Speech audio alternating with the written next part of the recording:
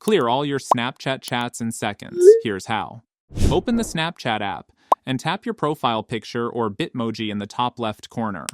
Tap the gear icon in the top right corner to open settings. Scroll down to the Privacy Controls section and tap Clear Data. Tap Clear Conversations.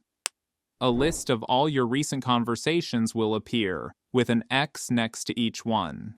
Tap the X next to a conversation you want to clear. Tap Clear in the confirmation pop-up to remove that conversation from your feed. Repeat this process for all other conversations you wish to remove.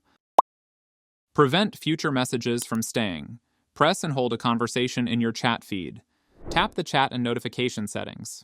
You'll find info that messages auto-delete in 24 hours. To change that, tap Delete Chats, and then select After Viewing.